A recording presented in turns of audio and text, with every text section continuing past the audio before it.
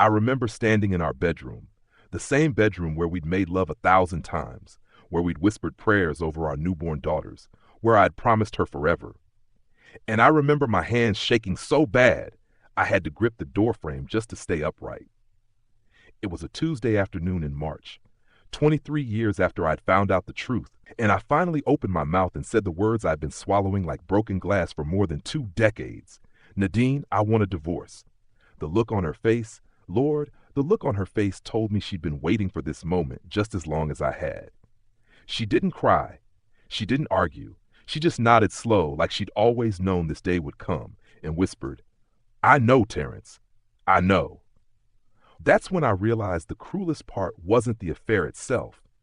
It was that we'd both been living in a grave we dug together, and neither of us had the courage to climb out until our daughters didn't need us anymore. If you've ever stayed in something that was killing you just because leaving felt like dying faster, you're going to understand every word I'm about to say. Before I go any further, do me a favor. Hit that like button if you believe in honesty, even when it's ugly. Subscribe if you've ever had to choose between what's right and what's easy. And drop a comment telling me where in the world you're watching from, because I need to know I'm not alone in this. These stories, they're not just mine. They're ours. My name is Terrence Elijah Hayes. I'm 71 years old now, but when this story really begins, when the clock started counting down on my marriage, I was 48, living in Charlotte, North Carolina, in a modest brick house on Eastway Drive with my wife Nadine and our twin daughters, Jasmine and Aaliyah, who had just turned 5 years old.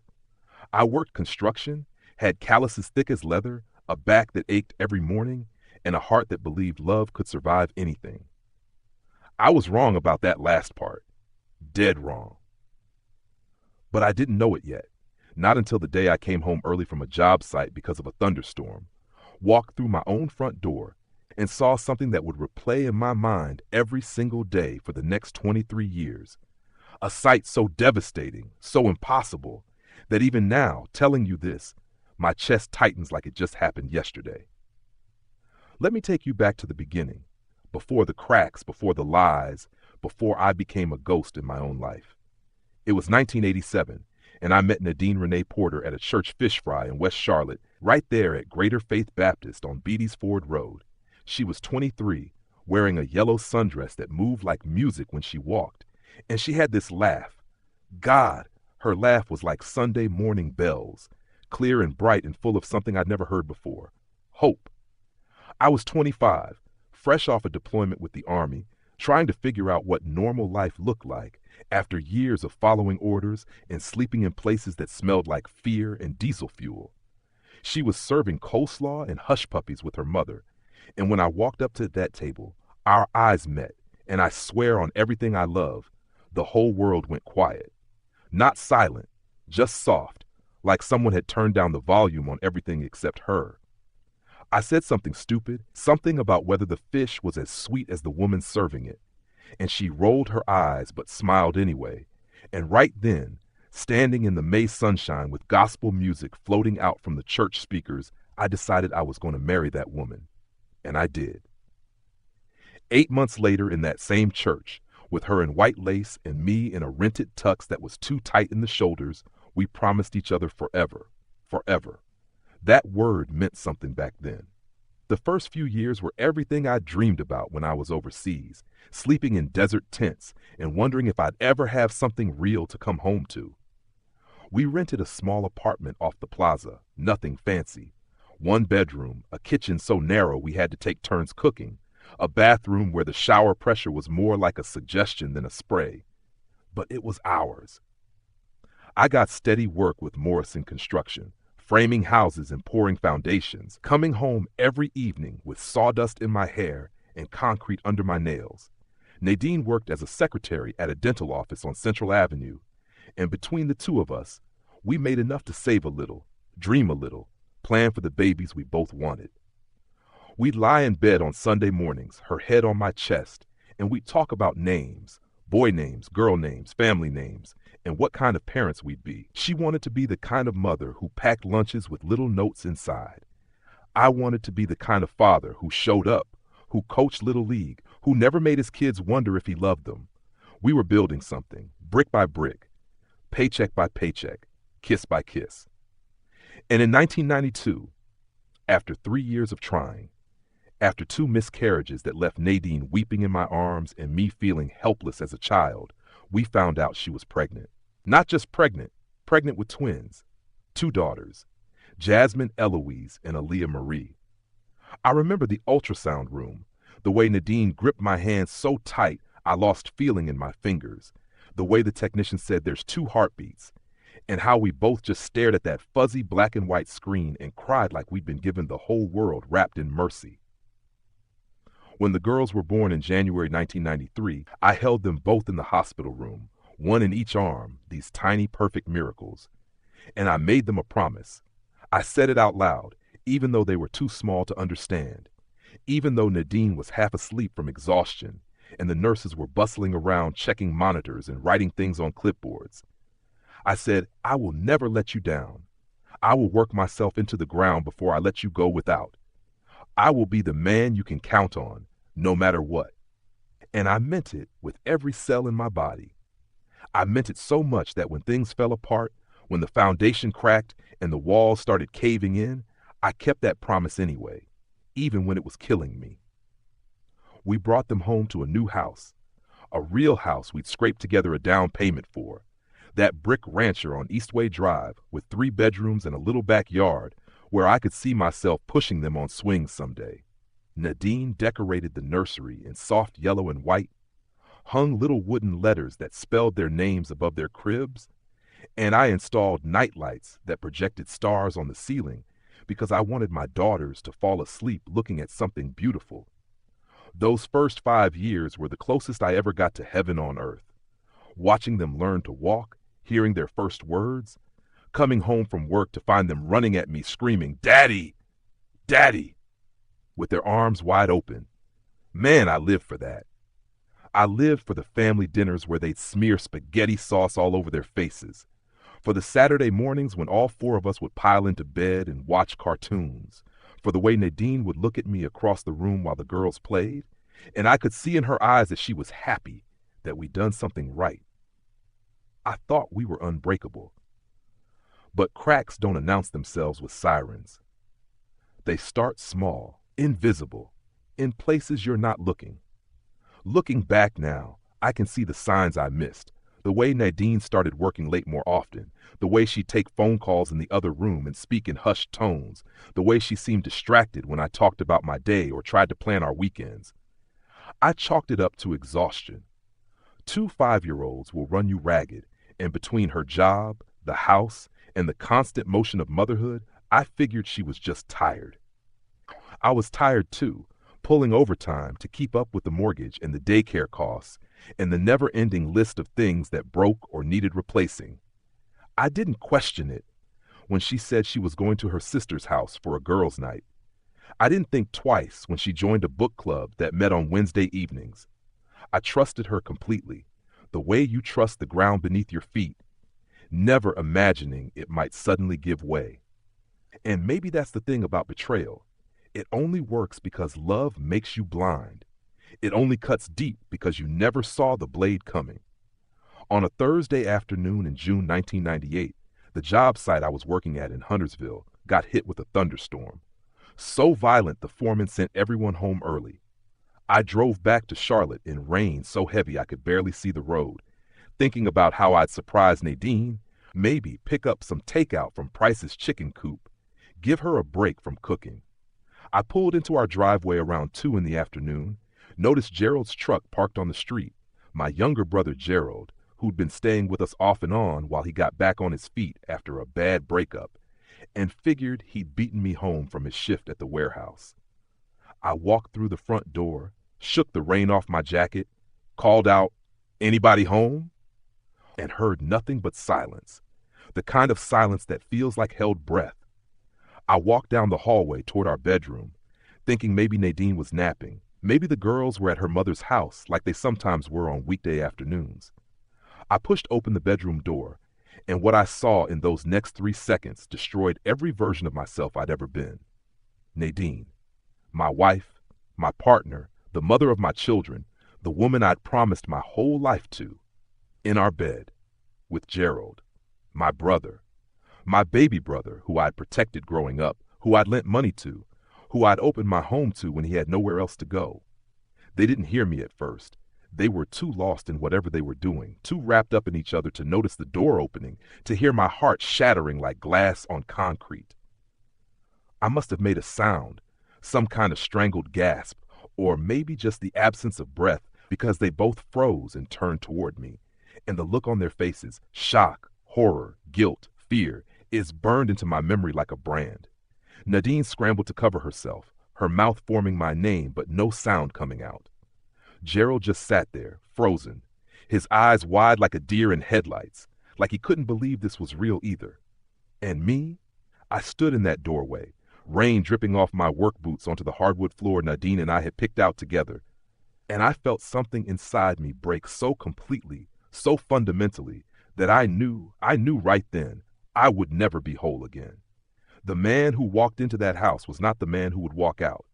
That man died in that doorway, watching his wife and his brother scramble for words that could never explain what I'd just seen. I don't remember leaving the bedroom. I don't remember if I said anything, if I screamed or cursed or stayed silent. What I remember is standing in the kitchen with my hands braced against the sink, staring at my reflection in the window above it, and not recognizing the face looking back at me. My whole body was shaking, not from cold, not from anger exactly, but from something deeper, something that felt like my skeleton was trying to escape my skin. I could hear them in the bedroom, hurried whispers and the rustle of clothing, the sound of two people trying to put themselves back together after being caught in the worst possible way. Gerald came out first. He stood in the kitchen doorway, still buttoning his shirt, and his mouth opened and closed like a fish drowning in air. "Terry, man, That's all he got out before I turned and looked at him, really looked at him, and whatever he saw in my eyes made him stop talking. He was 26 years old, my brother by blood, the kid I used to walk to school when we were growing up in the projects off Oaklawn Avenue, the one who used to follow me around like a shadow because our daddy left, and I was the closest thing he had to a father figure. And he'd been sleeping with my wife, in my house, in my bed, with my daughters down the hall or at their grandmother's or wherever they were, living their innocent 5-year-old lives while the adults around them blew everything to hell. "How long?" I heard myself ask, and my voice sounded strange, flat, like it was coming from underwater. Gerald's face crumpled. "Terry, it's not. It didn't mean. How long?" I said it slower this time, each word its own sentence, and he flinched like I'd hit him. 3 months, he whispered, and I swear I felt something tear inside my chest, something vital. 3 months. 90 days of lies. 90 days of coming home to smiles and dinners and bedtime stories while they were, I couldn't even finish the thought. Nadine appeared behind him, wearing one of my old army t-shirts, her hair messy, her eyes red and swollen. She looked small, fragile, nothing like the strong woman I'd married. "Terrence, please," she started, her voice breaking. "Please, let me explain." I laughed. It wasn't a real laugh. It was the sound of something breaking, something that used to be laughter but got twisted into something ugly and sharp. "Explain what, Nadine? Explain how you've been fucking my brother while I was out working to pay for this house, while I was providing for our family, while our daughters were—" I couldn't finish. The words got stuck in my throat, turned into something that felt like choking. She started crying then, real tears, her whole body shaking with sobs, and even through everything, through the betrayal and the shock and the anger burning in my veins like acid, some part of me, some stupid loyal part, wanted to comfort her. That's what 15 years of loving someone does to you. It makes you want to fix their pain, even when they're the ones who caused yours. Gerald backed toward the door. "I'll leave," he said quickly, desperately. "I'll pack my shit and I'll leave right now, and you'll never see me again, Terry. I swear." "You're goddamn right you'll leave," I said, and my voice was so cold it didn't even sound like mine. "You got 10 minutes to get your stuff and get out of my house. And if I ever see you again, if you ever come near my family again, I will forget you're my brother. You understand me?" He nodded, tears streaming down his face now too, and ran to the spare room where he'd been staying. I could hear him throwing things into bags, moving fast, probably terrified I'd changed my mind about giving him time to pack. Nadine stood there in the kitchen, hugging herself, crying so hard she could barely breathe. "I'm sorry," she kept saying, over and over like a prayer or a curse. "I'm so sorry, Terrence. I'm so sorry. I don't know what happened. I don't know why I—" "Do you love him?" I asked, cutting through her apologies like a knife. The question hung in the air between us, heavy as a corpse. She looked at me, her eyes wide and terrified, and shook her head. "No. God, no. It was a mistake. It just happened, and I couldn't stop it. And I know that doesn't make sense. But I swear I don't love him. I love you, Terry. I love you so much." "Don't," I said quietly. "Don't say that to me right now." She flinched like I'd slapped her. We stood there in silence, listening to Gerald scramble in the other room, and I tried to figure out what I was supposed to do next. Call a lawyer? Pack my own bags?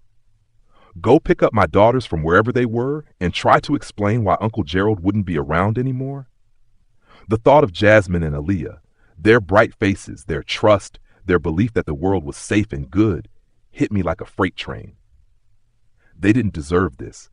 They didn't deserve to grow up in a broken home, to become statistics, to carry the weight of their parents' failures on their little shoulders. Gerald came out with 2 duffel bags and a garbage bag full of his belongings. He looked at me one more time, his face wet with tears and shame, and whispered, "I'm sorry, big brother, I'm so sorry." Then he was gone, the front door closing behind him with a soft click that sounded like the end of everything. Nadine and I stood alone in our kitchen, the kitchen where we'd made breakfast together on Sunday mornings, where we'd fed our babies their first solid foods, where we'd kissed and laughed and planned our future. Now it felt like a crime scene. "What do you want me to do?" she asked finally, her voice small and broken. "Do you want me to leave? Do you want me to tell the girls? Do you want—" "I don't know what I want," I said, and it was the truest thing I'd said all day. I didn't know anything anymore. The ground had disappeared beneath my feet, and I was just falling into some dark place I couldn't see the bottom of. I walked past her, out the back door, into the rain that was still coming down in sheets. I stood in our backyard, the yard where I'd pushed the girls on their swings just last weekend, where I'd planned to build a treehouse someday, and I let the rain soak through my clothes, let it mix with whatever was leaking out of my eyes, and I tried to understand how everything could change so completely in the span of one afternoon. Behind me, I could hear Nadine crying on the back porch, but I couldn't turn around. If I looked at her, I didn't know what I'd see. The woman I loved, or the stranger who destroyed my life. That night, after the rain stopped and the sky turned that heavy purple color that comes before darkness, I made a decision. I didn't make it because I was strong, or because I'd forgiven anything, or because the pain had lessened even a little bit. I made it because when I picked up Jasmine and Aaliyah from Nadine's mother's house, and they ran to me screaming, "Daddy, Daddy, we missed you," and threw their little arms around my neck, I realized I couldn't be the one to break their world in half. I couldn't be the man who left. I couldn't give them the same abandonment I'd felt when my own father walked out. So I went home, put the girls to bed, read them Goodnight Moon the way I did every night, kissed their foreheads, and turned off their star nightlight. Then I went to the bedroom, where Nadine sat on the edge of the bed, looking like she'd aged 10 years in one day, and I said, "I'm staying. For them. Not for you. Not for us. For Jasmine and Aaliyah. But I need you to understand something, Nadine. I will never forget what I saw today. I will never unsee it. I will never trust you again the way I trusted you this morning. But I will not destroy our daughters' lives because of what you did. So we're going to figure this out. We're going to stay married. We're going to raise our girls. And we're going to pretend every single day that we're okay. But you need to know," my voice cracked then, the first real emotion breaking through the numbness. "You need to know that the man you married, the man who loved you with everything he had, that man is gone. You killed him today. What's left is just doing his duty." She nodded, tears streaming down her face, and whispered, "Thank you." But there was nothing to thank me for. I wasn't being noble or forgiving or strong. I was just choosing a different kind of death, a slower one, a quieter one that wouldn't wake the babies down the hall. If you've ever had to smile while you're dying inside, you know what the next few years looked like. From the outside, we were the same family we'd always been. Terrence and Nadine Hayes and their beautiful twin daughters living in that brick house on Eastway Drive, going to church on Sundays, showing up for school plays and birthday parties and neighborhood barbecues.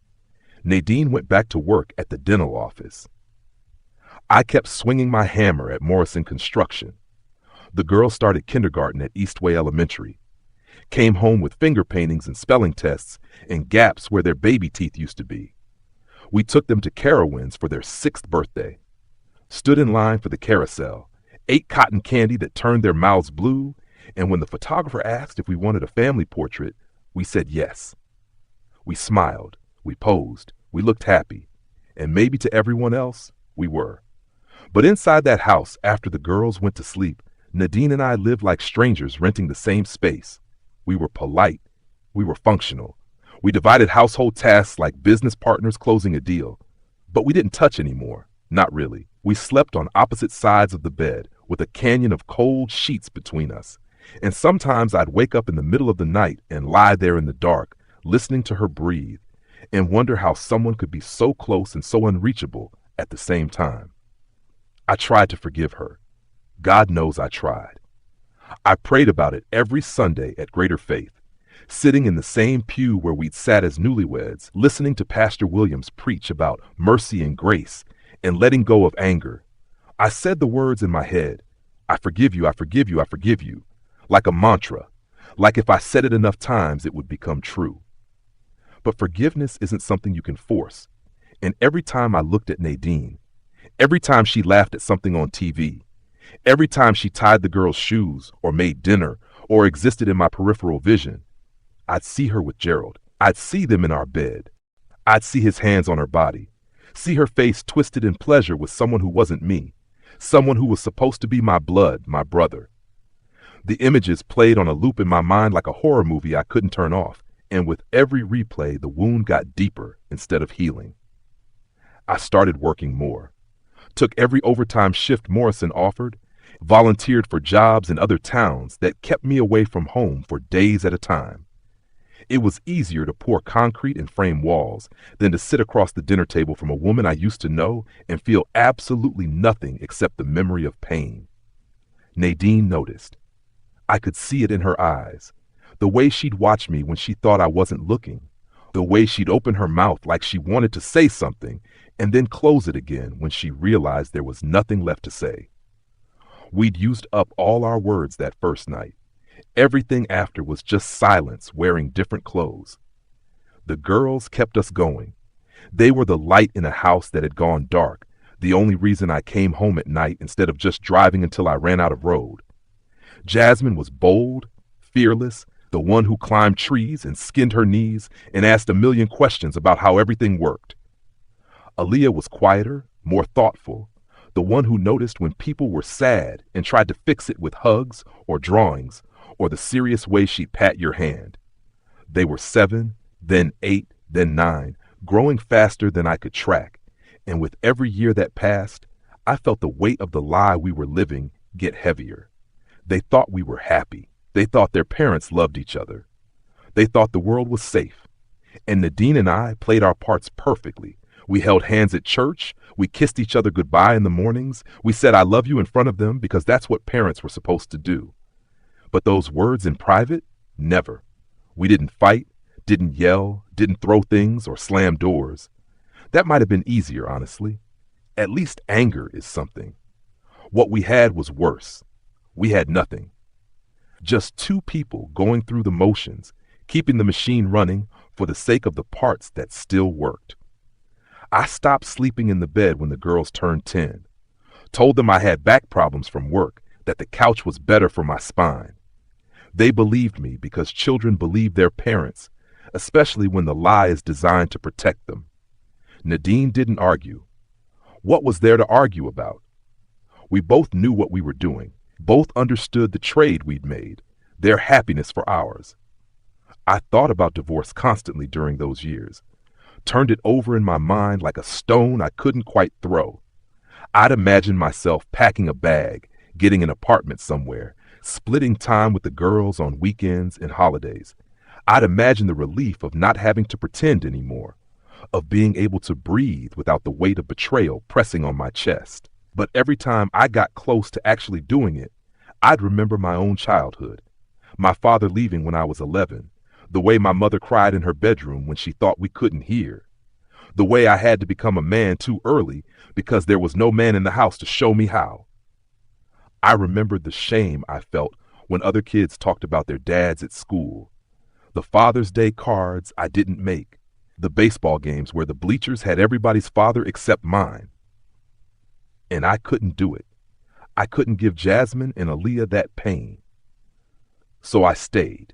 I stayed and I worked, and I showed up for every parent-teacher conference, every soccer game, every dance recital. I taught them how to ride bikes and how to change a tire and how to stand up for themselves when someone tried to make them feel small. I was the father I'd needed when I was young, even if it meant being a husband who was already gone. Nadine and I developed a routine, a careful choreography of avoidance. She'd cook dinner while I helped with homework. I'd take the girls to weekend activities while she did laundry or grocery shopping. We traded off bedtime duties. We split holidays between our families. We functioned. And from the outside, especially as the girls got older and more independent, it probably looked like we had it all figured out. But here's what nobody tells you about living with someone you can't forgive. The resentment doesn't stay the same size. It grows. It spreads like mold in walls you can't see, getting into everything, poisoning the whole structure from the inside out. By the time the girls were 12, 13, 14, I realized I didn't just resent Nadine for the affair. I resented her for everything. For the way she hummed in the kitchen. For the way she'd try to touch my shoulder when she passed behind me. For the way she'd gotten older, gotten laugh lines and gray hairs, like time was supposed to heal what she'd done just by passing. I resented her for still being there, for not having the courage to leave when I didn't have the courage either. Most of all, I resented her for making me choose between being a good father and being a whole person, because I couldn't be both. Not in that house. Not with her. I started having dreams where Gerald would show up at the front door, or where I'd come home and find them together again. And I'd wake up with my heart racing and my hands in fists, and it would take me a full minute to remember that it was just a dream, that it happened 15 years ago, that I'd already survived it. But the truth was, I hadn't survived it. I just learned to live underwater, learned to function without oxygen, learned to move through the world like a man while feeling like a ghost. And every single day I wondered, how long can a person do this before they finally drown? When Jasmine and Aaliyah turned 16, we threw them a joint birthday party in our backyard. Nadine spent weeks planning it, picked out decorations in purple and silver, ordered a custom cake from the bakery on Sharon Amity, invited their whole class plus relatives and church friends. I grilled burgers and hot dogs on the Weber I'd bought 10 years earlier, the one I'd used for countless family cookouts, the one that had seen me age from a man in his 40s to a man pushing 60 without me even noticing. I watched my daughters, young women now really, with their mother's smile and something of my stubbornness in their jaws, laughing with their friends, taking pictures, being young in a way that felt both beautiful and heartbreaking. They had no idea what it cost to keep their world spinning. They had no idea their father was a hollow man doing an impression of solid. Midway through the party, while Nadine was cutting the cake and the girls were opening presents, my mama pulled me aside. She was 78 then, still sharp as a tack despite the arthritis in her hands and the way she moved slower these days. She looked at me with those eyes that had seen me through every phase of my life. The boy, the soldier, the husband, the father. And she said, "Baby, you look tired. You look like you're carrying something too heavy." I tried to smile it off, told her I was fine, just work stress and getting older. But she put her hand on my cheek, the way she used to when I was a child, and she was checking if I had a fever, and she whispered, "I raised you, Terrence. I know when my son is lying." I didn't have an answer for that. What could I say? That I'd been lying for 18 years? That I'd become so good at pretending I sometimes forgot what the truth even felt like? The girls graduated high school in 2011, both of them with honors. Both headed to different colleges in the fall. Jasmine to NC State for engineering, Alaya to UNC Chapel Hill for psychology. I was proud of them in a way that hurt, proud that they'd grown up strong and confident and whole, despite being raised in a house built on a foundation of secrets and silence. The day we dropped Jasmine off at her dorm in Raleigh, I helped carry boxes up 3 flights of stairs, assembled her desk and bookshelf, made sure she had everything she needed. When it was time to leave, she hugged me so tight I could barely breathe, and she said, "Thank you, Daddy, for everything, for working so hard and always being there and showing me what a good man looks like." I held her and I thought, if only you knew. If only you knew your good man was just a broken man who learned to hide the pieces. 2 weeks later, we did the same with Aaliyah in Chapel Hill. And when she cried saying goodbye, when she told us she loved us and she was going to miss our family dinners and movie nights, I had to turn away so she wouldn't see my face. Because the thing she was going to miss, that family, that home, that version of us, it was all performance art. Beautiful, convincing, 20-year performance art. And the lead actor was so tired he could barely remember his lines anymore. With both girls gone, the house on Eastway Drive became a museum of everything we'd lost. Their empty bedrooms with posters still on the walls and stuffed animals on the shelves. The kitchen table that used to seat 4 and now just seated 2 people who had nothing to say to each other. The living room where we used to watch TV together, now just Nadine on one end of the couch and me on the other, might as well have been in different counties for all the distance between us. We were 59 years old, empty nesters, and we had absolutely nothing in common except the DNA of our children and the shared history of a mistake neither of us could undo. I'd come home from work and she'd have dinner ready, and we'd eat in silence or with the TV on to fill the void, and I'd look at her across the table and try to remember what it felt like to love her. Not the memory of loving her, I had plenty of those, but the actual feeling, the warmth, the wanting. It was gone, all of it, replaced by a dull ache that never quite went away, like a tooth that needed pulling, but you just kept living with it because pulling it seemed worse.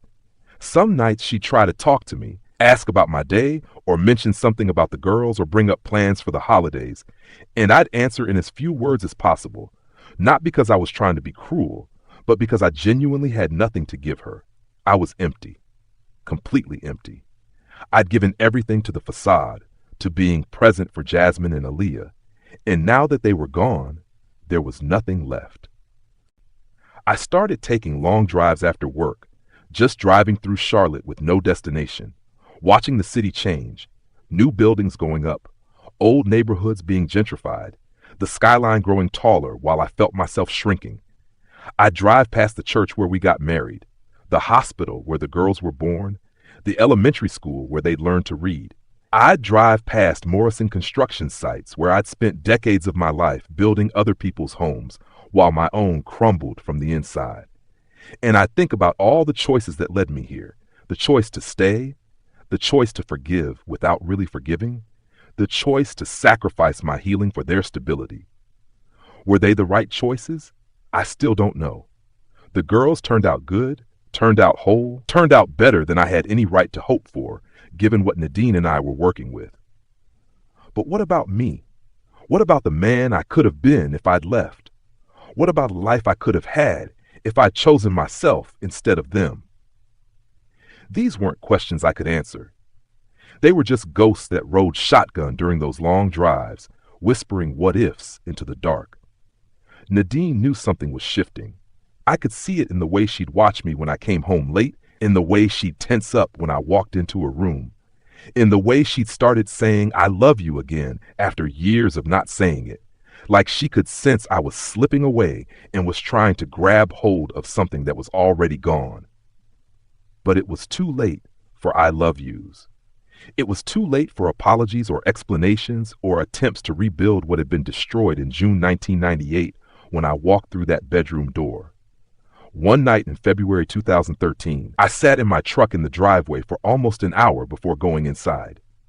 The house lights were on, and through the living room window, I could see Nadine on the couch, probably watching TV or reading one of her books. She looked small from where I sat, small and lonely and older than I remembered her being.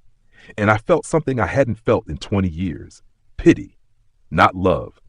Not forgiveness. Just pity for two people who'd made a mess of things and didn't know how to clean it up. I sat there thinking about the last 15 years of my life. The birthdays and graduations, the family vacations and Sunday dinners, all the moments that should have been happy, but were really just carefully constructed illusions. I thought about how much energy it took to pretend, to smile, to be functional.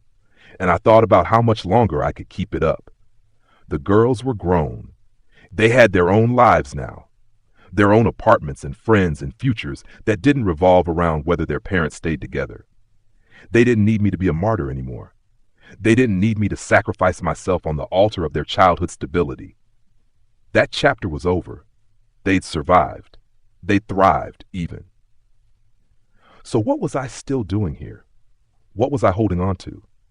I didn't have an answer that night, sitting in that driveway, watching the woman I used to love exist in a house we'd stopped sharing years ago.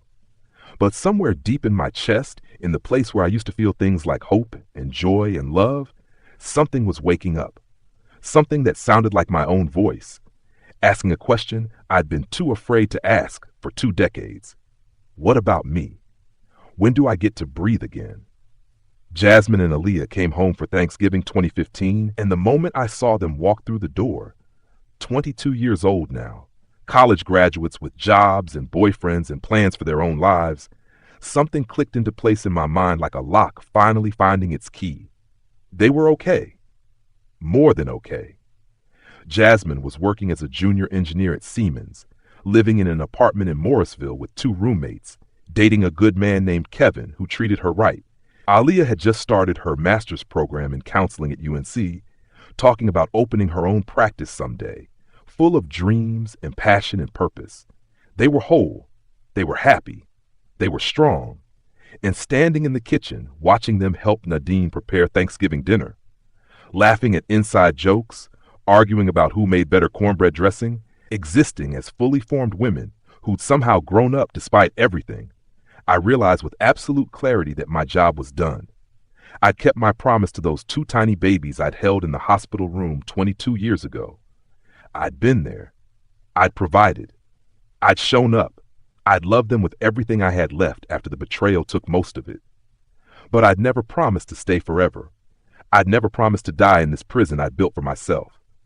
The Thanksgiving table that year felt different. We said grace the way we always did, passed around turkey and sweet potato casserole and green beans, told stories about work and school and funny things that had happened. But I wasn't really there. I was watching from somewhere else, from some distant place in my mind where I could see the whole scene like a photograph. A family, intact on the surface, rotted underneath. And I thought about how much longer I could keep this up. 1 more year? 5? 10? Until I died? The thought of spending another decade, another 20 years, in this house with Nadine, pretending we were anything other than 2 people bound together by history and inertia, made something in my chest constrict like a heart attack might feel. After dinner, after the girls went out to meet up with their old high school friends, after the dishes were done and the leftovers were put away, I stood in the garage looking at all the tools I'd collected over 30 years of construction work.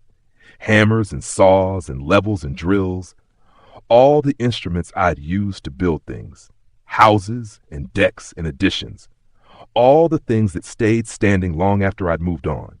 And I thought, I've been trying to fix something that can't be fixed. I've been trying to build on a foundation that cracked the day I saw her with Gerald, and no amount of skill or effort or sheer stubborn will can make it whole again. That night, lying on my side of the bed with that familiar canyon of space between me and Nadine, I stared at the ceiling and did the math. I was 67 years old. If I was lucky, if I took care of myself, I might have another 10 or 15 good years left. Maybe 20 if I was really lucky. Did I want to spend those years like this? Did I want to die in this bed next to this woman having never been honest about what her betrayal cost me, having never given myself permission to want something more than just duty? The answer, when it finally came, was so simple it almost made me laugh. No, I didn't want that. I didn't want to be this man anymore, this ghost, this hollow thing, this martyr to a cause that had ended when my daughters graduated high school. I wanted to breathe.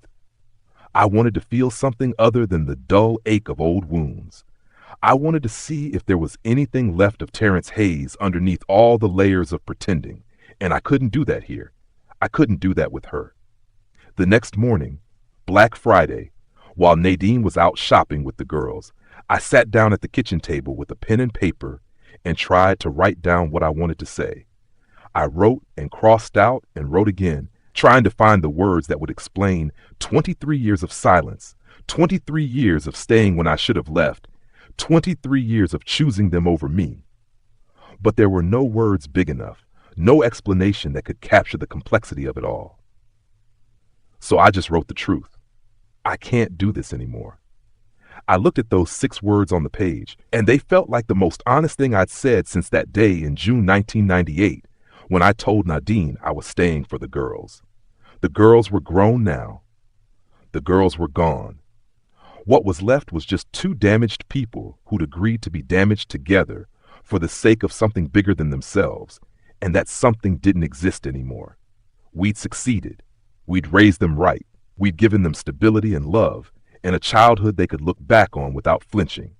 But the cost, God, the cost, was me, was us, was any chance we might have had to be whole on our own. I folded the paper and put it in my pocket, not sure when I'd use it, just knowing I needed to have it with me like a talisman, proof that I was real, that my feelings mattered, that I deserved to want something for myself after all these years of wanting nothing except to get through another day. The girls left on Sunday to go back to their lives, and the house fell silent again in that way it always did when they weren't there to fill it with noise and energy. Nadine and I cleaned up the guest rooms they'd stayed in, washed the sheets, put everything back in its place. We were good at this. The routine of maintaining a space we no longer really lived in. But something had shifted in me over that Thanksgiving weekend, and I could feel it in my bones the way you feel weather changing. I couldn't pretend anymore. I couldn't spend one more day waking up next to someone I couldn't forgive. Couldn't spend one more night lying in the dark, wondering who I might have been if I'd chosen differently. I was running out of time. We're all running out of time from the moment we're born. But when you're 67 and you've already spent 23 years in a kind of death, you start to feel the urgency of the time you have left. That Monday night, I came home from work, and Nadine had made pork chops and rice, the same meal she'd been making on rotation for 30 years. We sat down at the table like we always did, and she asked how my day was like she always did. And I opened my mouth to give my usual 2-sentence response. But what came out instead was, "We need to talk." She looked up from her plate, and I saw something in her eyes I hadn't seen in years. Fear. Real, raw fear. Because she knew. After all this time, after all these years of careful avoidance and polite distance, she knew. The reckoning was coming. And neither of us was ready for it, even though we'd both been waiting for it since 1998. That night, sitting across from each other at the kitchen table with plates of food neither of us could eat, I finally said out loud what I'd been carrying inside me like a stone for 23 years. I told her I was done. I told her I couldn't keep pretending we were okay when we'd never been okay. Not since that day. Not for one single moment. I told her about the drives, about the emptiness, about the dreams where I relived finding her with Gerald over and over until I woke up shaking. I told her about how I'd lost myself trying to be the father our daughters needed while being married to a woman I couldn't trust, couldn't touch, couldn't love the way I used to. And I told her that the girls were grown now, and I'd kept my promise to them. But I'd never promised to stay forever. I'd never promised to die like this. She cried. She said she understood. She said she'd been waiting for this conversation for years, knowing it would come eventually, surprised I'd lasted as long as I did. She said she was sorry, again, still, always sorry, but we both knew sorry wasn't enough. Sorry didn't give me back the last 23 years. Sorry didn't undo what I saw that day. Sorry didn't make me whole again. And then she asked the question I'd been afraid to answer, even to myself. What do you want, Terrence? And I looked at her, this woman I'd loved and married and built a life with, this stranger who'd broken something in me that never healed. And I said the words I'd been too scared to say for 2 decades. I want a divorce. I want to see if there's anything left of me worth saving. I want to find out who I am when I'm not just surviving. My voice broke then, cracked wide open with all the grief I'd been swallowing for years. I want to breathe again, Nadine. I want to breathe. If you're still watching, there's the question I still don't have an answer to. Can a man who's been dead for 2 decades learn to live again? Drop a comment if you want the rest of this story. Tell me where you're from. Tell me if you've ever stayed too long in something that was killing you. And hit that subscribe button. I've faced a lot of hard things in my 67 years on this earth. War, poverty, betrayal, 2 decades of silent suffering. But nothing, and I mean nothing, prepared me for the phone call I had to make to Jasmine and Aaliyah 3 days after I told Nadine I wanted a divorce. I sat in my truck in the Morrison construction parking lot on my lunch break, phone in my hand, staring at their names in my contacts like they were loaded guns. How do you tell your daughters that the family they grew up in was built on a lie? How do you explain that their father stayed in a broken marriage for 23 years because he loved them more than he loved himself? How do you say the words, "Your mother cheated on me with your uncle," without destroying the way they see the world? I called Jasmine first because she was the older twin by 7 minutes and she'd always been the one who handled hard truths better. The phone rang 3 times, and when she answered with, "Hey, Daddy, what's up?" in that bright, happy voice, I almost hung up, almost chickened out and let the lie live another day. But I'd already made my choice. I'd already opened the cage door. There was no going back now, only through. "Baby girl, I need to talk to you about something important," I said, and my voice must have carried the weight of what was coming because she got quiet real quick. "Is everything okay? Is it your health? Is Mama sick?" "No, nothing like that." "Well, not exactly. Listen, are you somewhere you can talk? Somewhere private?" I heard movement on her end, the sound of a door closing, and then she said, "I'm in my bedroom. Daddy, you're scaring me. What's going on?" I took a breath so deep it hurt my ribs. "Your mama and I are getting a divorce." Silence, long, awful silence that stretched out like a wound. "Then, what? What do you mean? You and Mama you've been together forever." Her voice cracked. "Daddy, what happened?" And right there, sitting in my truck with construction workers walking past outside and the radio playing some country song about lost love, I told her. I told her about June 1998, about coming home early from the job site, about walking into the bedroom and finding her mother with Gerald.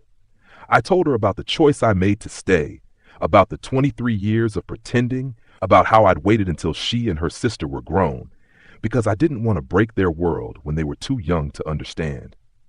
I told her everything, and with every word I could hear her breathing get shakier, could feel her childhood cracking apart through the phone line. When I finished, she didn't say anything for a long time. Then she whispered, "Uncle Gerald? Mama cheated on you with Uncle Gerald?" "Yes. And you've known this whole time? For my entire life?" "Since you were 5. "Oh my God." Her voice broke completely then. "Oh my God, Daddy. All those years. All those." She started crying, real gut-wrenching sobs that made my own eyes burn. "Why didn't you leave? Why did you stay if you were that hurt?" "Because you and your sister needed a father who didn't abandon you," I said, and my voice was steady even though my hands were shaking. "Because I made a promise to you both the day you were born, and I kept it. I stayed because leaving would have hurt you more than staying hurt me. But you're grown now, baby girl. You don't need me to be a martyr anymore. And I can't. I had to stop, had to swallow against the lump in my throat. I can't keep dying a little bit every day just to keep up appearances. I'm 67 years old. I don't have time left to waste on a marriage that ended before you started kindergarten." She cried harder, and I let her, because what else could I do?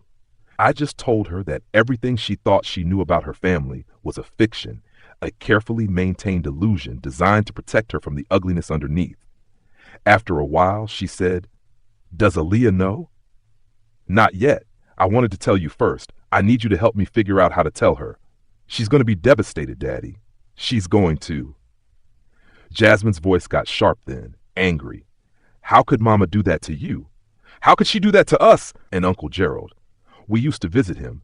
We used to spend time with him before he moved away, and all that time he—" "Don't," I said quietly. "Don't let this poison you, Jasmine.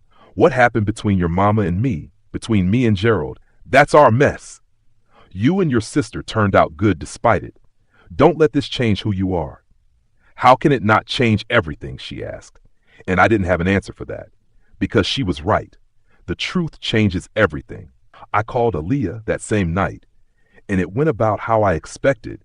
Worse, maybe, because she was studying to be a therapist, and she immediately started analyzing everything, asking questions about my mental health, about whether I'd gotten support, about how I'd managed to function all these years carrying that kind of trauma. "Daddy, that's not healthy," she kept saying, her voice thick with tears and something that sounded like professional concern mixed with personal horror. "You needed to process that. You needed help. You can't just bury something that big for 23 years and expect to be okay." "I'm not okay, sweetheart," I admitted. "I haven't been okay since 1998. That's why I'm leaving. That's why I finally had the courage to say I'm done." She asked me the same question Jasmine had asked. "Why didn't you tell us sooner?" And I gave her the same answer. "Because you were children. Because you deserved to feel safe. Because that was my job, to protect you from the things that could hurt you, even if one of those things was the truth about your own family." We talked for over an hour, and by the end of it, we were both crying. She told me she loved me, told me she was proud of me for finally choosing myself, told me she wished I'd done it sooner so I could have had more years to heal. Then she said something that hit me like a hammer. "Daddy, I want you to know, Jasmine and we're going to be okay. We're adults. We can handle this, but you need to promise me something." "What's that, baby?" "Promise me you'll actually live now. Not just survive, not just get through the day. Actually live. Find out who Terrence Hayes is when he's not just being a father or a provider or a man keeping a promise. You've earned that. You've more than earned that." The weekend after I told the girls, they both came home. Not because Nadine asked them to. She hadn't even told them she knew I'd called. But because they wanted to see me, wanted to hug me, wanted to make sure I was really okay. We met at a Waffle House off Independence Boulevard, neutral ground, just the three of us. When they walked in and saw me sitting in a booth by the window, both of them had red eyes like they'd been crying the whole drive. They slid into the booth across from me, and for a minute we just sat there looking at each other, a father and his daughters, all the pretending finally stripped away. Jasmine spoke first. "We talked to Mama." I nodded. "I figured you would." "She told us her side of the story," Aaliyah said carefully. "She told us she made a terrible mistake, that she's been living with the guilt for over 20 years, that she understands why you're leaving." "And what do you two think?" I asked, because their opinions mattered to me more than I could express. Jasmine's jaw tightened, and I saw my own stubbornness reflected in her face. "I think she broke something sacred. I think she betrayed you in the worst possible way. And I think—" She paused, choosing her words carefully. "I think you're a better man than I would have been in your position. I don't know if I could have stayed. I don't know if I could have put my kids first like that." Aaliyah reached across the table and took my hand. "I think you sacrificed too much, Daddy. I think you hurt yourself to protect us. And while I'm grateful, God, I'm so grateful we had the childhood we had, I'm also so sad for you, for all the years you lost, for all the pain you carried alone." Her voice cracked. "You didn't deserve that. You didn't deserve any of it." We sat in that Waffle House for 3 hours, talking about everything we'd never talked about before. They asked questions I'd been afraid they'd ask. Did I ever love Mama again after finding out? No. Did I regret staying? Some days yes, some days no. Was I angry at them for being the reason I stayed? Never. Not once. Not for a single second. Did I hate Gerald? I used to. Now I just feel nothing. What was I going to do now? I didn't know, but I was going to figure it out. They told me about moments growing up when they'd sensed something was off, times when they'd noticed me and their mama barely touched, barely talked, barely looked at each other, except when we had to. I always thought it was just how marriage was when you got older, Jasmine said. I thought all parents eventually became roommates who happened to have kids together. That's not what marriage should be, I told her. Don't settle for that, baby girl. Don't ever settle for someone you can't forgive, can't trust, can't fully love. Life's too short for that kind of half living. When we finally left, when we stood in the parking lot hugging and crying and promising to stay close through whatever came next, Aaliyah looked at me with tears streaming down her face and said, I'm glad you're doing this, Daddy. I'm glad you're finally putting yourself first. You've been everybody's hero your whole life. It's time for you to be your own. I held my daughters, these strong, beautiful women who'd somehow grown up right despite everything, and I thought, I did it. I kept them safe. I gave them what they needed. And now, finally, I could let go. The divorce papers arrived in early January 2016, delivered to the house on Eastway Drive by a process server who looked like he'd rather be anywhere else on earth. Nadine signed for them with shaking hands, and I watched from the doorway of what used to be our bedroom, what had been our bedroom for 30 years, but had really just been a stage set for the last 23. I never thought we'd actually get here, she said quietly, staring down at the manila envelope like it might explode.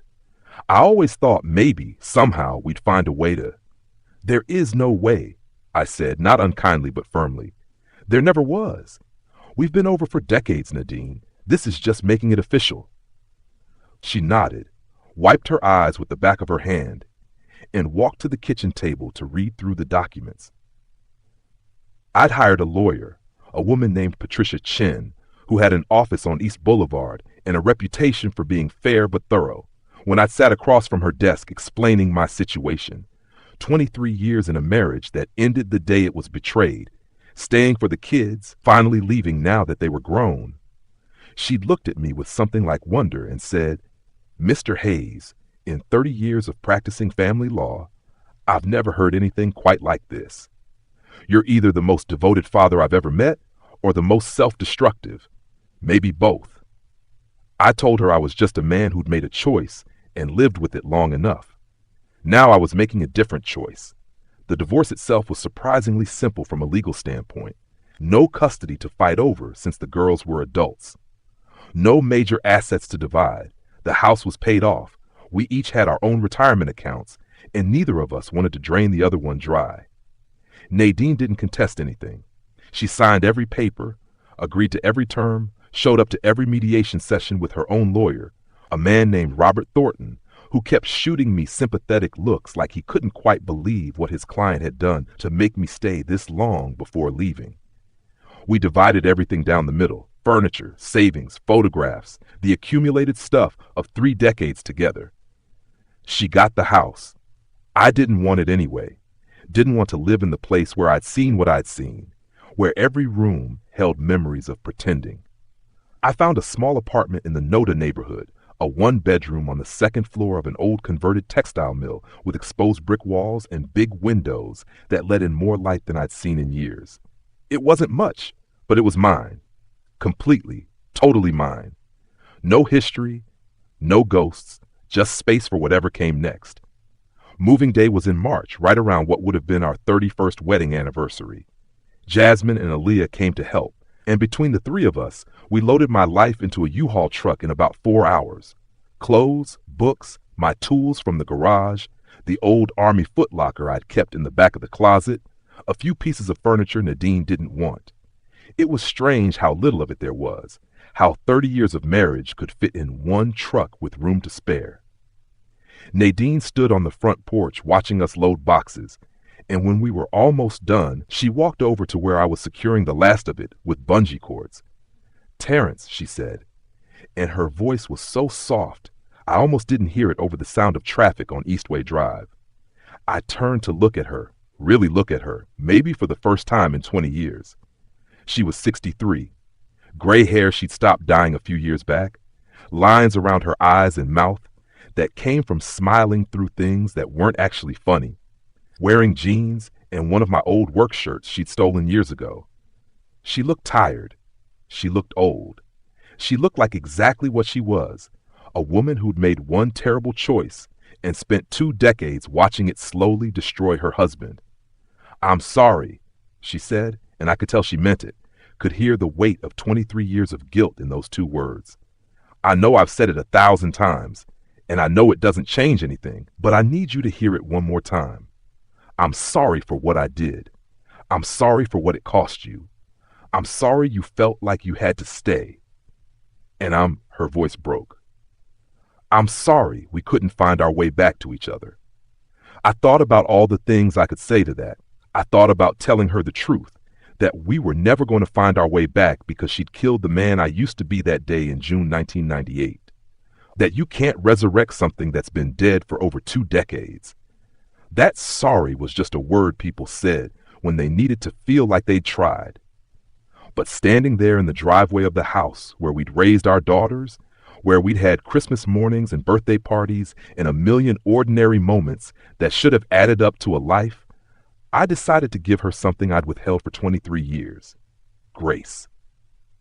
"I forgive you," I said, and the strange thing was, I meant it. Not the way I tried to mean it back in 1998 when I was just saying words I thought I was supposed to say. This time it was real.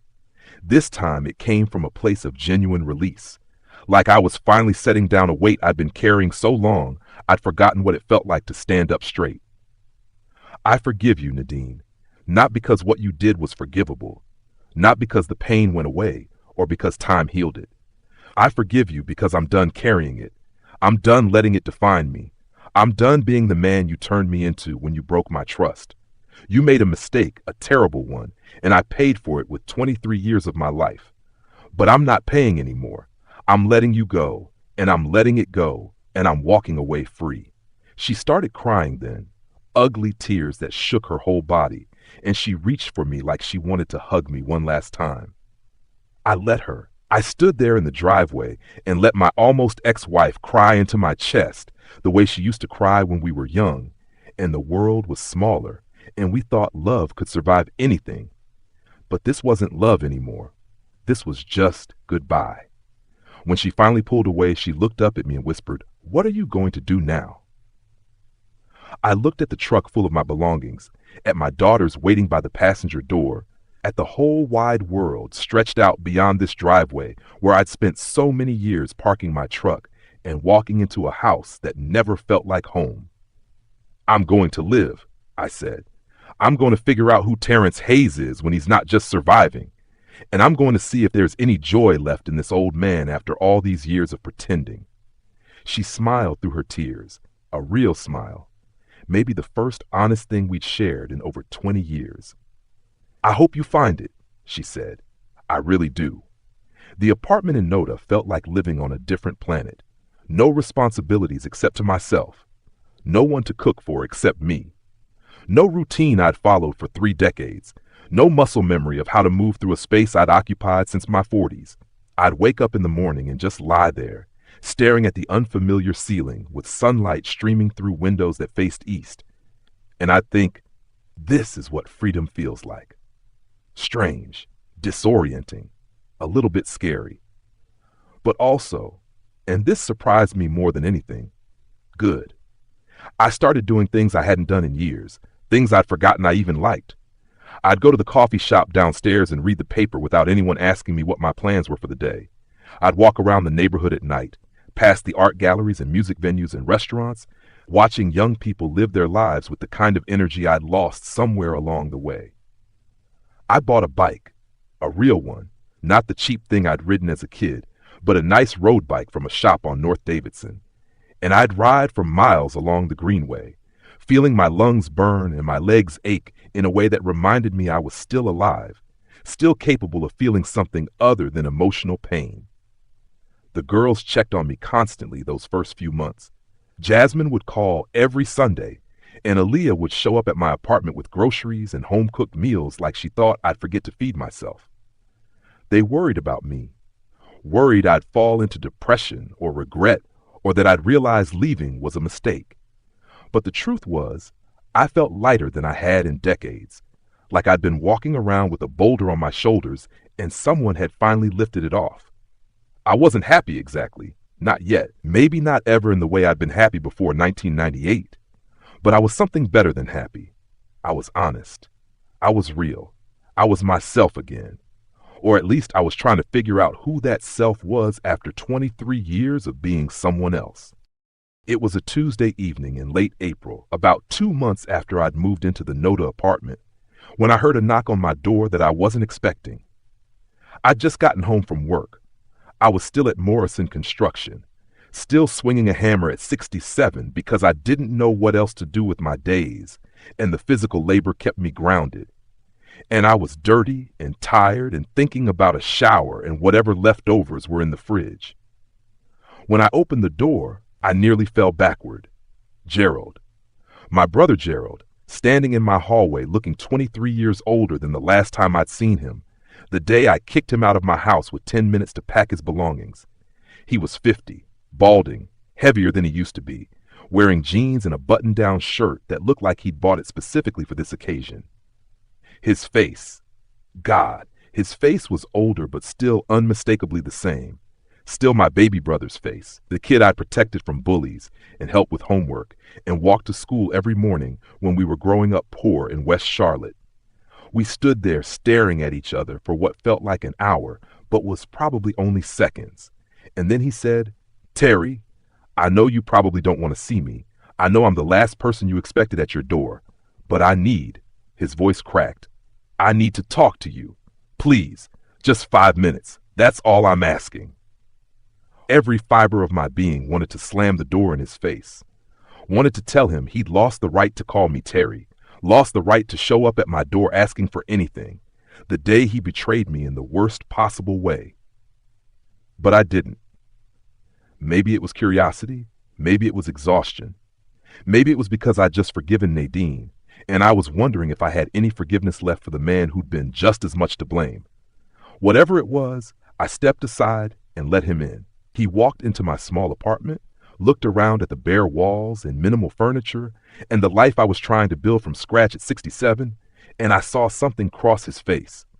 Shame, maybe, or regret, or just the weight of knowing he was partly responsible for why I was starting over so late in life. "Nice place," he said, and I almost laughed because it was such a ridiculous thing to say given the circumstances. "Cut the small talk, Gerald," I said, my voice flat. "You said you needed 5 minutes. Clock's ticking." He nodded, took a deep breath like a man about to jump off a cliff, and said, "I'm dying, Terry. Pancreatic cancer, stage 4. They gave me maybe 6 months, probably less." The words hit me like a punch I hadn't seen coming. I stood there, hand still on the doorknob, trying to process what he just said.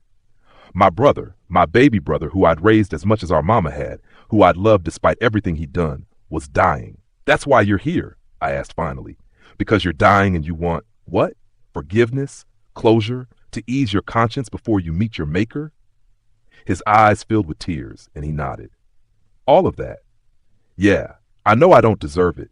I know what I did was unforgivable. But Terry, I've spent 23 years living with what I did to you, to Nadine, to your family. I moved to Atlanta right after you kicked me out, and I've barely spoke to anyone from Charlotte since. Mama died 6 years ago. Did you know that?" I shook my head. I hadn't known. Hadn't kept in touch with that side of the family. Hadn't wanted to risk running into Gerald at a funeral or family gathering. "She died asking about you," he continued, his voice breaking. "Asking if I'd made things right with my brother. And I told her no, because how could I? How could I make right something that wrong? But now I'm running out of time, and I can't die without at least trying to apologize, to explain, to..." "There's nothing to explain," I said, and my voice was harder than I meant it to be. "You slept with my wife, in my house, in my bed, while I was out working to support the family. What explanation could possibly make that make sense?" He flinched like I'd hit him. "There isn't one. You're right. There's no excuse, no reason that makes it okay. I was young and stupid and selfish, and I destroyed my relationship with the only father figure I ever had because I couldn't control myself. I've had to live with that every day since. We stood there in my tiny living room, two brothers who used to be close as blood could make you, separated now by 23 years of silence and a betrayal neither of us could forget. And I felt something shift inside me, something I hadn't expected. I wasn't angry anymore. I thought I would be, thought seeing him would bring back all the rage and pain and humiliation I'd felt that day in June 1998. But it didn't. All I felt was tired and sad and aware that life was too short for this kind of weight. You want to know the worst part? I said, walking over to the window that looked out over North Davidson Street. The worst part wasn't even the affair itself. It was that I stayed. I stayed for 23 years in a marriage I couldn't fix because I didn't want my daughters to grow up without a father like we did. I sacrificed myself for them, Gerald. I became a ghost in my own life because of what you and Nadine did. And the whole time you were in Atlanta, living your life while I was dying a little bit more every single day. He was crying now, real tears streaming down his face. I know, and I'm sorry. God, Terry, I'm so sorry.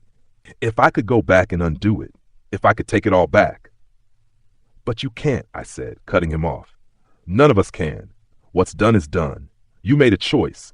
Nadine made a choice. And I made a choice to stay and raise my girls right despite it. We all have to live with our choices. I turned to face him fully, this man who used to be my brother, this dying stranger with familiar eyes. You came here for forgiveness. You want me to tell you it's okay, that I've let it go, that we can be brothers again before you die. And I can't give you that, Gerald. I can't tell you it's okay because it's not. It will never be okay. But I can tell you this. I don't hate you anymore. I did for a long time. I wanted you to suffer the way I was suffering. But that anger, that hate, it was just more weight I was carrying that wasn't mine to carry. So I'm putting it down. I'm letting you go. Not because you deserve it, not because you earned it, but because I deserve peace. And I can't have peace while I'm still holding on to what you did. He looked at me with something like hope in his eyes. Does that mean? It means I forgive you, I said. And even as I said it, I felt something in my chest release, like a knot that had been tied for 23 years finally coming undone. I forgive you for what you did. I forgive you for the years I lost. I forgive you for the man I had to become because of your mistake. But forgiveness doesn't mean we're brothers again. Forgiveness doesn't mean I want you in my life. It just means I'm done carrying what you put on me. You're dying, and that's between you and God now. I hope you find peace. I hope your last months aren't filled with too much pain, but I can't be part of them. This, I gestured between us, this is goodbye. For real this time. You go live whatever life you have left, and I'll live mine, and we'll both do it knowing we said what needed to be said. He nodded slowly, wiping his face with his sleeve. That's more than I deserved. Thank you, Terry. Thank you for it. He couldn't finish, just pulled me into a hug that I didn't return, but didn't push away from either. When he left, when I closed the door behind him and stood alone in my apartment with the evening light fading and the sounds of the city outside, I realized something profound. Forgiveness wasn't about them. It wasn't about Nadine or Gerald or what they deserved. It was about me. It was about deciding I was worth more than the anger and resentment I'd been feeding for over 2 decades. It was about choosing, finally, to let myself heal. Gerald died 4 months later, in August 2016, in a hospice in Atlanta.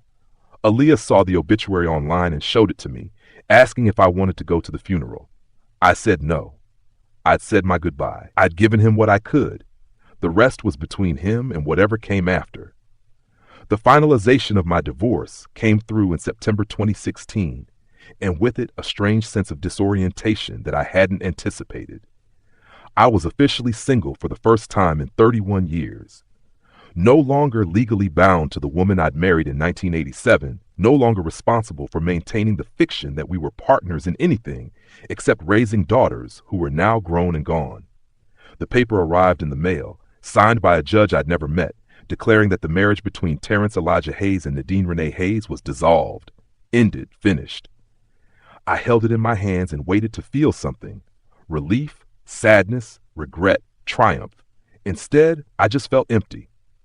Not in a bad way exactly, but in the way a house feels empty after you've moved out all the furniture and you're walking through the rooms one last time, hearing your foot's echo in spaces that used to be full. Jasmine called me that night.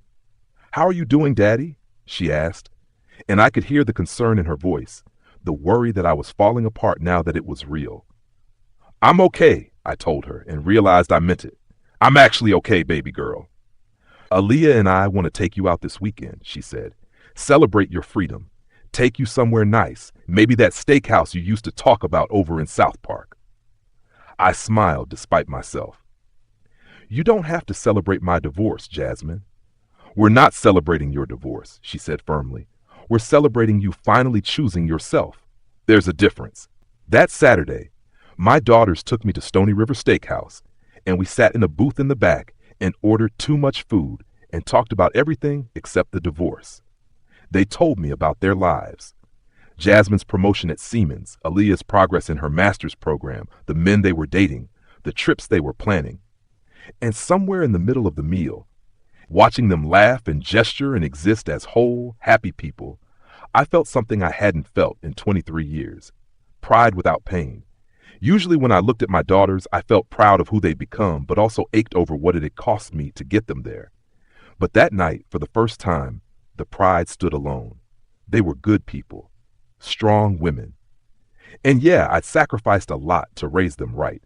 But looking at them now, successful, kind, emotionally healthy despite everything, I realized the sacrifice had been worth it.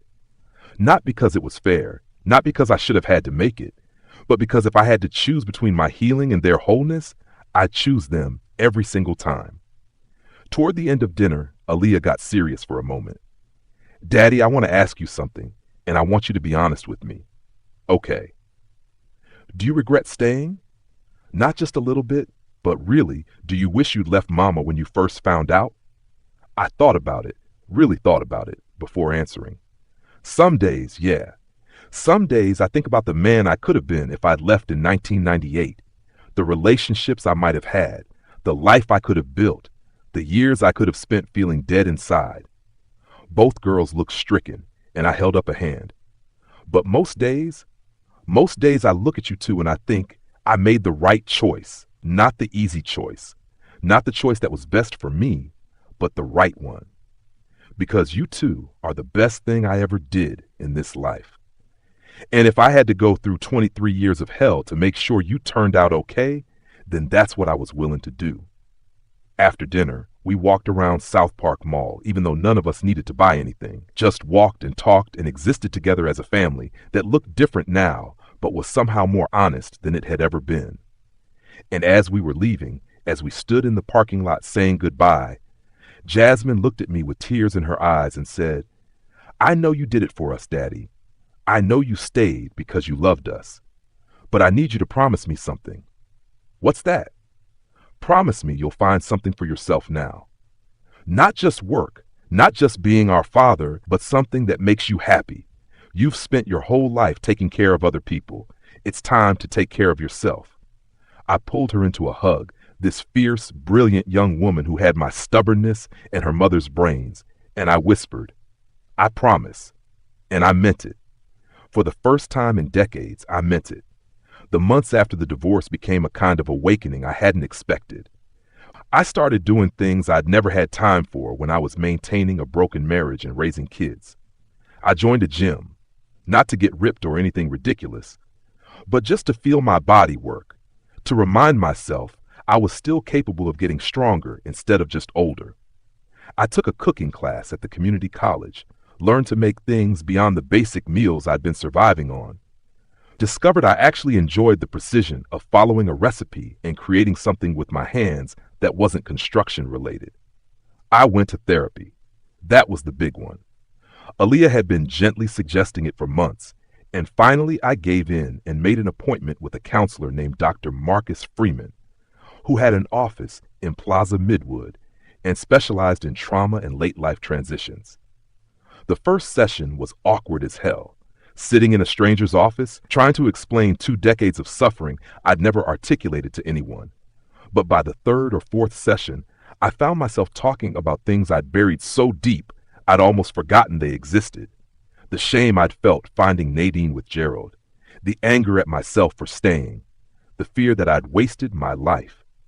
The grief for the man I used to be before betrayal turned me into someone else. Dr. Freeman listened to all of it without judgment, and then he said something that changed how I saw everything.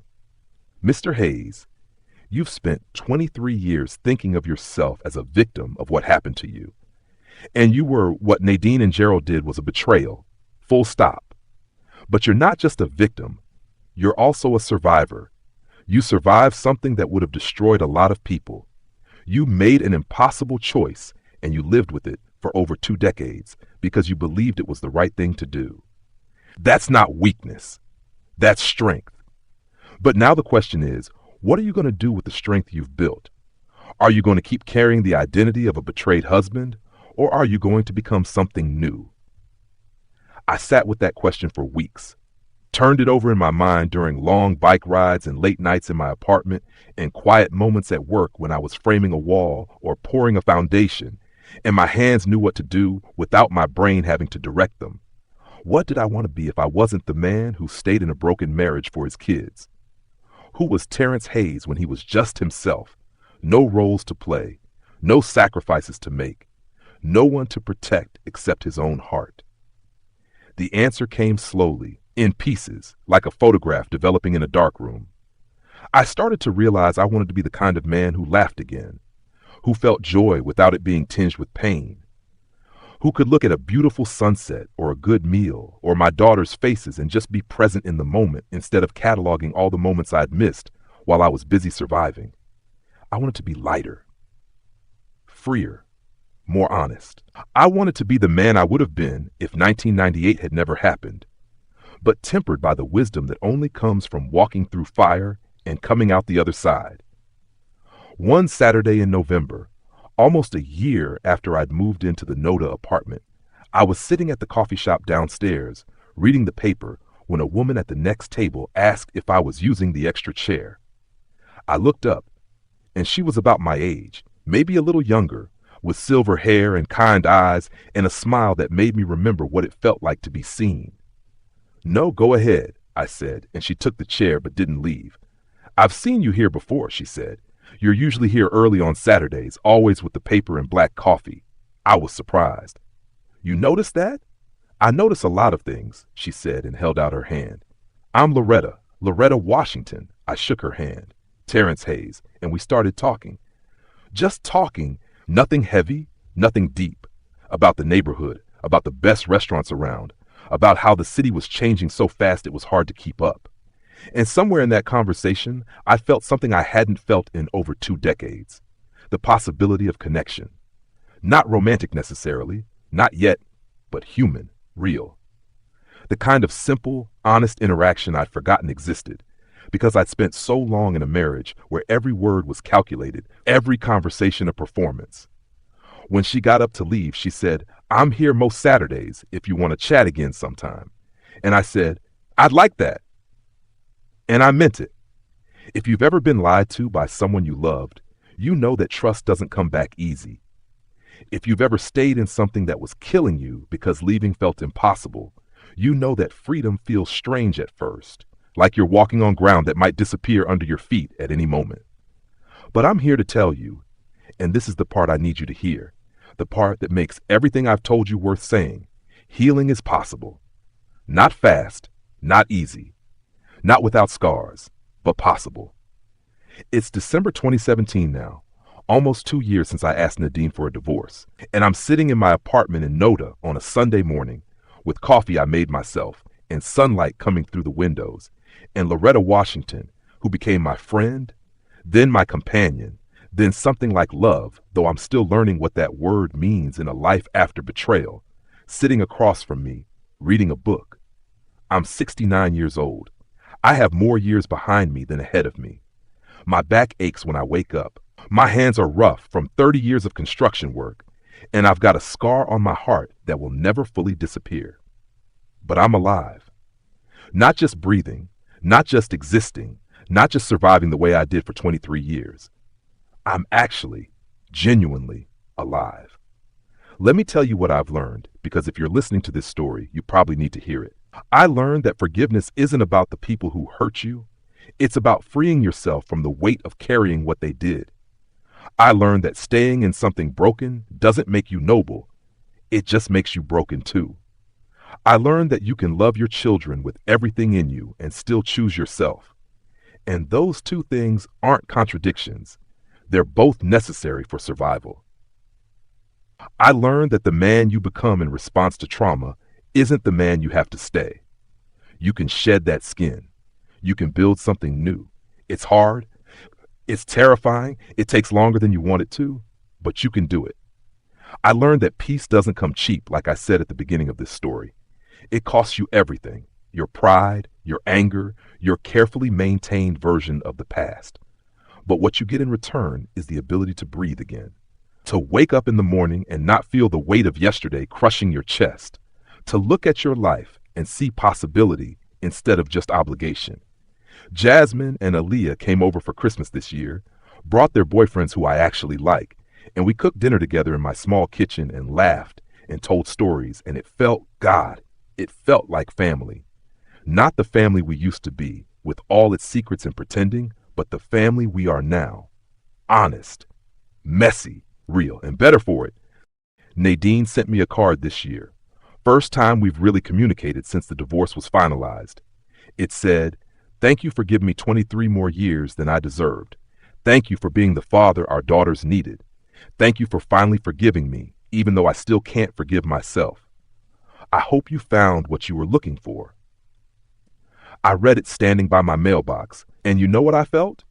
Not anger, not bitterness, just a quiet sort of closure, like the final page of a book I'd been reading for 3 decades was finally turning. I wrote her back, kept it short, kept it kind, told her I hoped she'd found peace too, told her I was grateful for Jasmine and Aaliyah, even if I couldn't be grateful for how we made them or what came after. Told her I was okay, and I hoped she was too. And I meant it. That's the thing about healing. It makes you capable of meaning things you thought you'd never be able to say. I still work construction, though I've cut back my hours. Morrison lets me work part-time now, mentoring younger guys, teaching them the trade I've known for 40 years. I ride my bike most mornings. I go to therapy twice a month. I cook dinner for Loretta on weekends, and she teaches me things I never knew about art, about music, about how to be in a relationship where both people are honest about their damage and choose each other anyway. It's not perfect. I'm not perfect. I still have days where the weight of those 23 lost years hits me like a freight train, and I have to sit with the grief of it. But those days are fewer now. And in between them, there are days where I laugh so hard my stomach hurts. Days where I feel grateful just to be alive. Days where I look in the mirror and recognize the man looking back at me. If you're watching this and you're in something that's killing you, whether it's a marriage, a job, a situation you can't see a way out of, I need you to hear this. You are allowed to leave. You are allowed to choose yourself. You are allowed to say, I gave everything I could, and now I need to save what's left of me. Don't wait 23 years like I did. Don't sacrifice yourself so completely that you forget who you are underneath the sacrifice. Your children, if you have them, need you to be whole more than they need you to be married. Your life is worth more than the role you're playing in someone else's story. And yes, leaving is hard. Yes, it will hurt people. Yes, there will be consequences and complications and moments where you wonder if you made the right choice. But I promise you, the prison you're in now will kill you slower and more completely than the pain of breaking free. I thought I had time. Turns out time had me. I wasted 2 decades being dead while I was still breathing, and I'll never get those years back. But I got out, and if an old man like me can find his way back to life after 23 years underwater, you can too.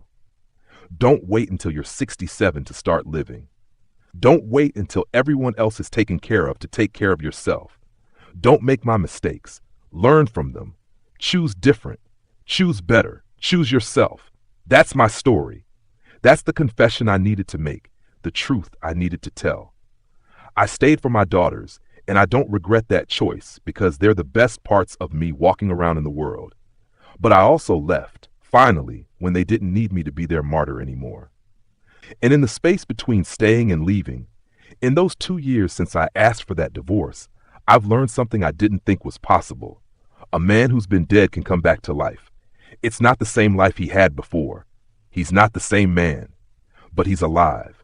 He's breathing air that doesn't taste like grief. He's feeling things that aren't just survival. He's living. And living, I've discovered, is so much better than just not dying. My name is Terrence Elijah Hayes. I'm 69 years old. I loved my wife with everything in me until the day she broke that love beyond repair. I stayed for my daughters because they deserved better than I'd had. I left for myself because I deserved better than what I was settling for. And now, for the first time in 23 years, I'm just a man. Not a victim. Not a martyr. Not a ghost. Just a man who made it through the fire and came out the other side with burns and scars and wisdom and hope. And that's enough. That's more than enough. That's everything. If this story meant something to you, if you've been where I've been, or you know someone who needs to hear this, drop a comment. Tell me where you're watching from. Tell me your story if you're brave enough. And remember, I'm cheap, but it's worth every single thing it costs you to find it. Thanks for listening. Thanks for being here. And whatever you're going through, whatever cage you're in, I hope you find your way to the door. I hope you find the courage to walk through it. I hope you find your breath again, because you deserve it. We all do.